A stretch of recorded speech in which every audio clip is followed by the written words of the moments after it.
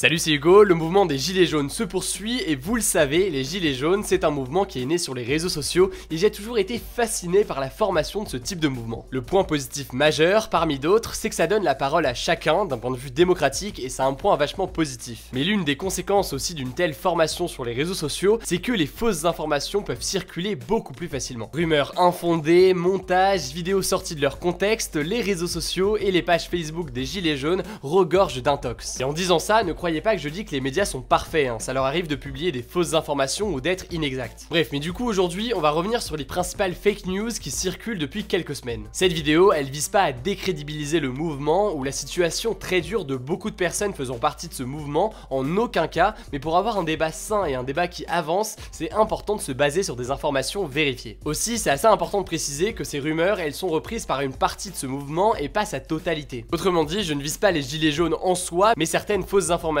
qui ont pu circuler au sein de certains gilets jaunes. Alors, quelles sont les fake news qui circulent le plus? La première, vous en avez sûrement entendu parler, elle concerne le pacte des migrations. Dans les rangs des gilets jaunes, on entend et on voit souvent cette théorie selon laquelle la souveraineté de la France serait vendue à l'ONU avec ce fameux pacte. C'est-à-dire donc que concernant l'immigration, le pays abandonnerait toute autorité à l'ONU. Et certains sont persuadés que ce pacte migratoire signé en début de semaine va provoquer une armée massive de migrants. La rumeur a notamment été reprise par Éric Drouet et Flyrider, figure phare des Gilets jaunes. Dans une vidéo, il parle de l'arrivée prochaine de 480 millions de migrants. Alors, voyons pourquoi c'est totalement faux. Déjà, juridiquement, le pacte, il n'est pas contraignant. Et ça, c'est bien précisé tout au long du texte du pacte, qui reconnaît, je cite, le droit souverain des États de définir leur politique migratoire nationale et leur droit à gérer les migrations relevant de leurs compétences. En clair, les États, en le signant, ne s'engagent finalement pas à grand chose et conservent le contrôle total de leur politique. En fait, le pacte des migrations, c'est un projet d'accord pour une coopération entre les pays sur les migrations. Et le chiffre de 480 millions de migrants, il n'est jamais évoqué dans ce texte. Le pacte a été approuvé par près de 150 pays, dont la France, le 10 décembre à Marrakech, avant le vote final dans quelques jours. Après, effectivement, certains pays n'ont pas voté ce texte, les États-Unis, l'Autriche, l'Australie, le Chili, la République tchèque,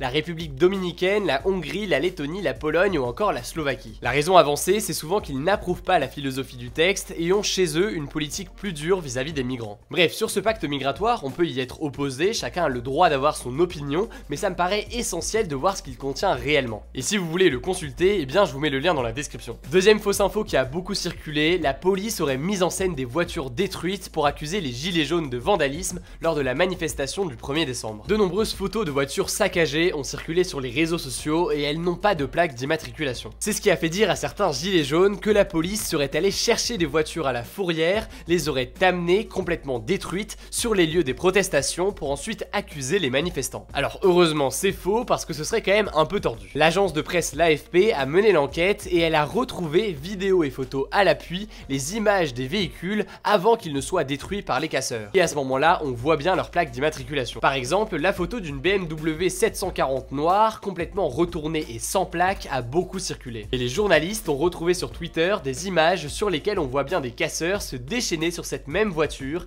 et retirer sa plaque d'immatriculation. Une autre rumeur circule énormément, la France n'aurait plus de constitution et donc le gouvernement n'aurait aucune légitimité à gouverner. Alors la source de cette rumeur, elle a pas été trop compliquée à trouver, c'est Serge Petit-Demange qui en est à l'origine. C'est un youtubeur de 70 ans qui partage pas mal d'infos complotistes provenant de sites pas vraiment fiables. Fin 2017, il développe une théorie selon laquelle le gouvernement serait illégitime. Et cet été, il a même appelé l'armée à renverser Macron. Depuis quelques semaines, il devient de plus en plus connu, enfin c'est surtout sa théorie qui a du succès, notamment auprès d'une partie des gilets jaunes. Elle est relayée sur les ronds-points bloqués et même dans certains tracts et sur la page Facebook Gilets jaunes. On peut lire des commentaires du style Macron est un usurpateur élu sans constitution, Macron n'est pas légitime car nous n'avons plus de constitution, etc. En fait, selon Serge Petit-Demange, la constitution aurait été rendue caduque, c'est-à-dire que concrètement elle n'existerait plus depuis le décret de Valls du 5 décembre 2016 parce que ce décret de Valls ne respectait pas la séparation des pouvoirs. Valls, c'était l'ancien premier ministre de l'ex-président François Hollande. On peut comprendre l'engouement pour cette théorie qui insinue que l'élection de Macron est illégale, ce qui pourrait justifier son renversement, sauf que, eh bien, c'est complètement faux. En bref, le but du décret de Valls était de mettre en place une inspection générale de la justice portant principalement sur les activités financières des tribunaux. Ça avait fait polémique, est la juridiction la plus élevée de notre système judiciaire qui en gros s'assure que la loi est appliquée correctement en France, la Cour de cassation s'est mobilisée. Elle considérait que le décret la plaçait de fait sous le contrôle du gouvernement, ce qui ne lui a pas plu du tout. Car effectivement, ça aurait pu porter atteinte à la séparation des pouvoirs qui est un principe essentiel de notre démocratie. Mais ce que ne dit pas le youtubeur, c'est que le décret a finalement été pas mal réécrit et partiellement censuré, surtout sur le dernier point. Au final, il ne remet pas en cause la séparation des pouvoirs et ce que voulait faire Valls a été annulé. Bref, oui, la constitution est bien toujours valide et donc Emmanuel Macron est bien président de la République. Ça paraît bizarre de devoir le rappeler et c'est pas le défendre ou quoi que de dire ça, c'est simplement rétablir les faits pour avoir un débat serein sur sa politique. Cela dit, rien ne nous empêche de dire qu'il est effectivement très impopulaire, qu'il faudrait peut-être changer le mode d'élection du président et plus largement le fonctionnement démocratique de notre pays, mais ça c'est un autre sujet et aujourd'hui, selon la constitution, eh bien Emmanuel Macron est toujours totalement légitime. Bref, dernière fausse info, des gilets jaunes ont crié au complot après l'annonce de la fusillade de Strasbourg qui a fait 2 morts et 12 blessés mardi soir. Sur les pages Facebook, certains ont parlé d'un acte terroriste qui tombe à point, d'une manipulation de masse qui aurait été organisée par le gouvernement pour faire diversion et rétablir l'état d'urgence pour empêcher d'autres manifestations de gilets jaunes. Mais heureusement, face à cet emballement, les gilets jaunes qui gèrent les pages Facebook ont vite réagi, supprimé la plupart des publications concernées et ont appelé au respect des victimes et de leurs familles. Alors là, du coup, on a fait le tour des principales fake news qui circulent parmi certains gilets jaunes. Et ce qu'il faut dire, c'est qu'il n'y a pas que chez eux qu'il y en a. Des députés et des militants de la République en marche, le parti du président Emmanuel Macron, ont aussi fait circuler quelques intox, dont une qui me semblait intéressante à analyser. Et bien selon eux, le site giletsjaunes.com serait né aux États-Unis juste après l'élection d'Emmanuel Macron et il aurait potentiellement été créé par des proches de Steve Bannon, un ex-conseiller d'extrême droite du président américain Donald Trump et aujourd'hui proche de Marine Le Pen. La rumeur, elle serait partie du compte Twitter Team Macron et a été reprise par plusieurs élus d'En Marche. À l'origine de cette fake news, une capture d'écran d'un site qui permet d'obtenir des infos sur les noms de domaine des sites internet. Pour le nom de domaine giletsjaunes.com, on peut effectivement y voir apparaître une date, le 15 mai 2017, et une adresse,